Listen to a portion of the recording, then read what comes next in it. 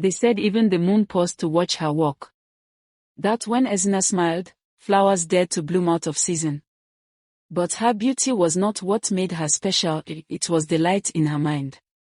A light so bright, even the elders sought her wisdom. Ezna was the jewel of Umuahia, an orphan girl raised by the kindness of her people. She carried the grace of her late mother and the intelligence of her father, who was once the village scholar. Her laughter brought peace, her words brought truth, and her heart belonged to no one. Until one season, when 3 men came, each claiming to be the one destined to win her hand. The first was Obinna, the fearless warrior. His shoulders were broad as the palm trees, his voice thundered like the drums of war. He had fought beasts and bandits, and his name was sung in faraway lands. Ezna, he said, standing tall before her hut, marry me, and I will guard you with my life. No danger will ever touch you. The second was Chijioke, the wealthiest farmer and trader in the land. His barns overflowed with yams, his cattle filled the plains, and his gold glittered under the sun. Ezna, he said, smiling proudly, with me, you will never know hunger or hardship. I will clothe you in silk and build you a house of stone. The third came quietly, Ikena, the herbalist, young yet wise. His eyes carried the calm of morning dew and the mystery of the forest. Ezna, he said gently, beauty fades, but wisdom endures. Marry me, and together we shall heal the world. The village erupted in debate. Men argued by the fireside. Women whispered in the markets. Children followed her, hoping to glimpse the man she would choose. But Ezna only smiled and said, gifts and promises are many, but a true heart reveals itself through actions. I will test them. So she gave each man a task, a test that would reveal the truth behind their fine words. To Obinna, she said, bring me proof that your strength is guided by mercy. To Chijioke, bring me wealth that no thief can steal. And to Ikena, find me the cure for sorrow. The men bowed and departed. Days became weeks.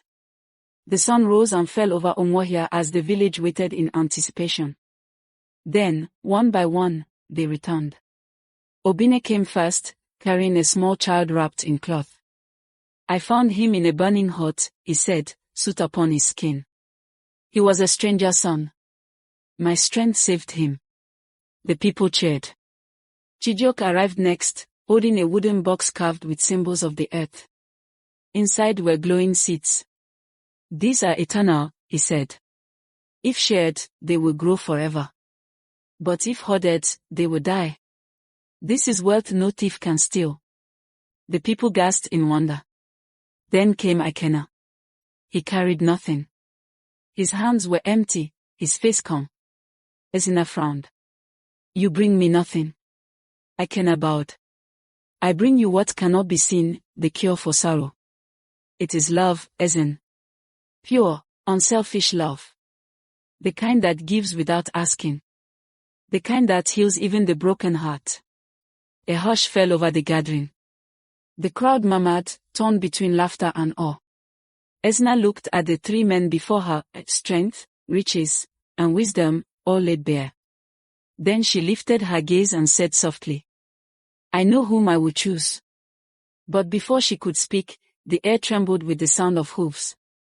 A horse galloped into the square, dust swirling behind it. The rider, a royal messenger, leapt down and dropped to one knee. The king has sent for Ezna, he cried. Her wisdom is needed in the palace, and her hand has been promised. The crowd gasped. The suitors froze. Even the wind stopped moving. Ezna's heart pounded as the messenger held out a sealed scroll marked with the royal crest. She broke the seal. Her eyes scanned the words. Then her face changed, color draining, lips trembling. The crowd leaned forward. What is it, Ezna? Someone whispered. She looked up slowly, voice shaking. This cannot be true.